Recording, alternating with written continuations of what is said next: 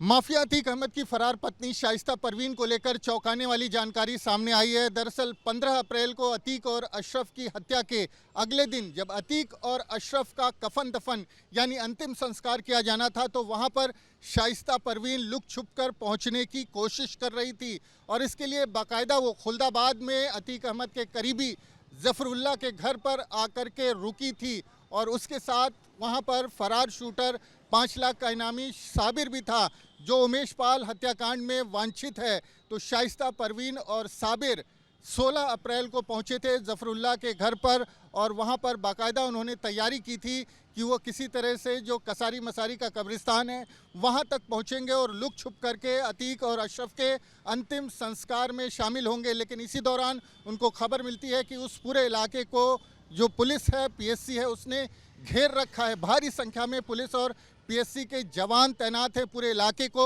छावनी में तब्दील कर दिया गया है और इसी के चलते शाइस्ता परवीन ने कसारी मसारी कब्रिस्तान जाने का अपना प्रोग्राम जो है वो कैंसिल कर दिया और वो उस दिन रात भर जफरुल्लाह के घर पर रुकने के बाद अगले दिन सुबह वहां से रवाना हो गई और साथ में साबिर जो कि शूटर है वो भी वहां से निकल गया। तो जफरुल्लाह के बेटे अतीन जफर जो कि असद का पार्टनर था लखनऊ में और असद का दोस्त था, उसको जब पुलिस ने पकड़ा और उससे पूछताछ की गई तो उसने ये खुलासा किया है कि शाइस्ता परवीन 16 अप्रैल को उसके घर पर प्रयागराज में पहुंची थी और पूरी तैयारी थी कि किसी तरह से वो अतीक और अशरफ के अंतिम संस्कार में शामिल हो जाए। तो जिस तरह के सवाल उठ रहे थे कि आखिरकार ऐसा क्या हुआ कि शाइस्ता परवीन बेटे की मौत पर नहीं पहुंच सकी और पति और देवर की मौत पर भी वो आखिरी समय में भी मौजूद नहीं थी, उसको लेकर के तमाम सवाल खड़े हो रहे थे। लेकिन शाइस्ता परवीन ने अपनी तरफ से पूरा प्रयास किया था कि वो किसी तरह से कसारी मसारी कब्रिस्तान पहुंच जाए और अंतिम बार